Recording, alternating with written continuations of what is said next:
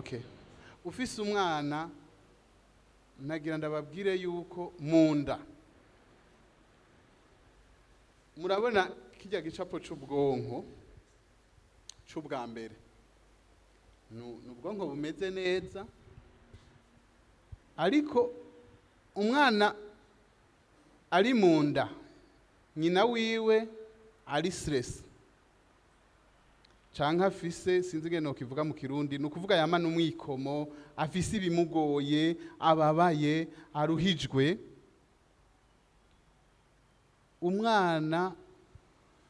liquide ijya liquide twita amniotique mu bisanzwe umwana anywa iritiro 4 canke 5 ku munsi kuko ijya liquide niyo yubaka ubwonko nizo njya z'ubwonko hama iyo umwana yumvise yuko ari stressé haraba amahormone abiri ari très dangereuse canke mabi cane yitwa cortisol iya mbere yitwa cortisol yindi catecholamine no kuvuga ni ibintu by'imisemburo bica bivyinjira ari stress cerveau cibikora bikaca vyinjira muri liquide amniotique no kuvuga umwana yahoranywa iritiro 5 acanywa iritiro 1 ku munsi kandi keshi ngo nyina ari stress aca sinzira ntasubira kwikina ikintu kizokwereka rero ko umwana akomeye neza ufise umwana mu nda nujya mwana aguma gutera imigere yagira gute hagiye umufise ukumva ariko ari ikina umuvyeyi yumva anezerewe kandi nta mwana yikina umuvyeyi ashavuye sinzi Jesse ndi umuvyeyi mugabo abavyeyi vuze tetemwa ushavuye ugwaye urushe umwana arikina arakina shaka abagore munsigurire arakina nimuhora muvyumva ntakina nukuvuga kijya gihe akina aba ariko aragotomera liquide amniotique iryoshe ifise goût ifise saveur bituma nawe cerveau yiwe ikura neza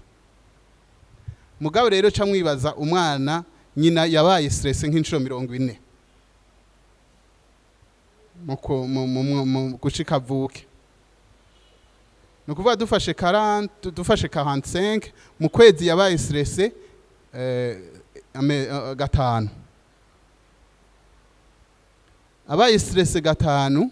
no kuvuga ku munsi yoba yanyoye iritiro 1 canke 2 kare yanywa iritiro 5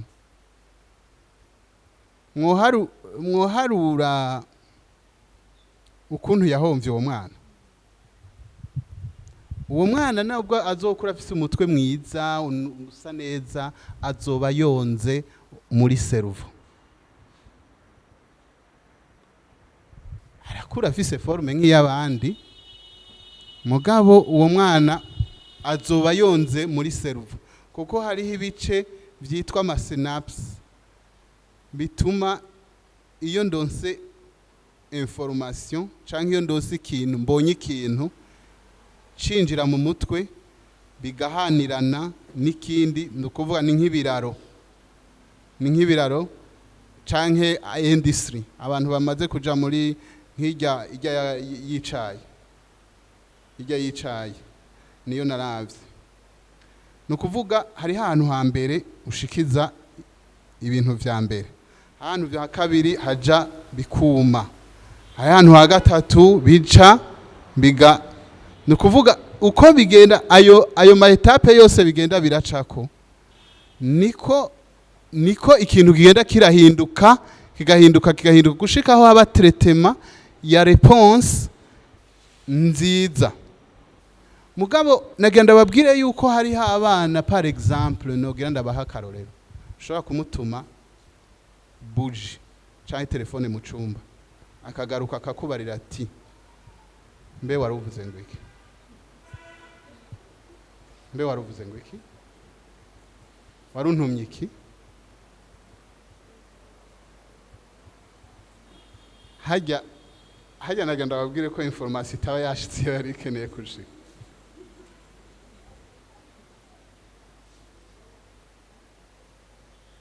Haya information ntiyashitse iyo yari itegeza gushika. Nukuvuga ni nkuko wari kurakora isukari ugaca wabiseye bikaca bikaguma ari bikamvu, bishobora kuguha resultat nziza. Nivyo rero consequence usanga uwo mwana rero akura afise amasinapsi adakwiye, afise ibiraro bigenda birahana amakuru bidakwiye, ku buryo inkuru ishobora kuyitanga wewe uko insiguro y'ico kintu ntakibonera agaciro gifise, ntatahura agaciro umwana gifise, kubera ivyo bintu vyagiye biracigagurika. Ariko sukuvuga ngo information ntishika, irateba igashika muga igashika yatevye. Hari n'uwundi uvuga uti nzanira irya telefone abazi ni neza n'ahantu kiri aca yirukanga agaca yitora, naho mbere wowe wanayinyegeje akaca atayibonye hamwe ku meza agasakambura mu masakoshi akaraba hirya no hino akaraba gushika naho ntashobora kukubarira ngo agaruke directement, aragerageza akarondera partout kandi atavyo bamubariye. Ivyo bisigura iki? Bisigura ko umwana abaze ati solution ntica ce n'est pas une ligne droite, sumurongo uciye gororotse, ntajabukiye ngaha ndajabukira hariya. Ikindi naco iyo umwana nyina ari stressé, ubwonko bw'umwana buca bumera nk'amazi. Kare murabona ngene twari dupanze neza harya ya cortisol ibintu mubona ivyo ubwonko buriko buraja bwo bisanzara neza kuri irya parti ya kabiri, bica bimera kirya kintu kica gisanzara kikaba comme une masse kidashobora gutransmeta mu maparti yose y'ubwonko amakuru.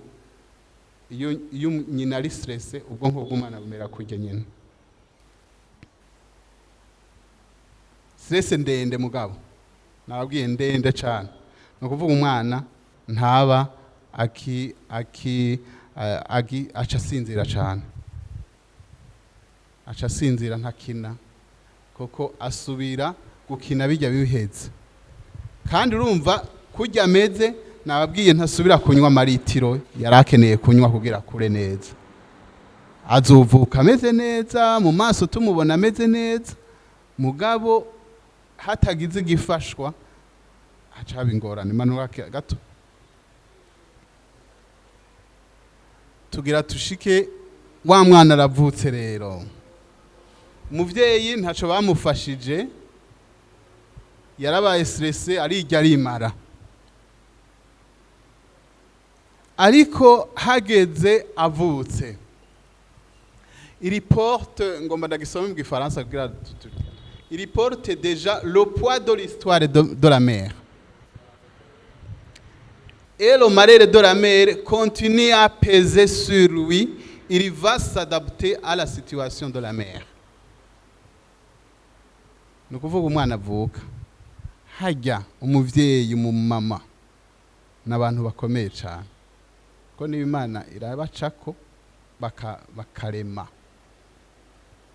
Ni kuvuga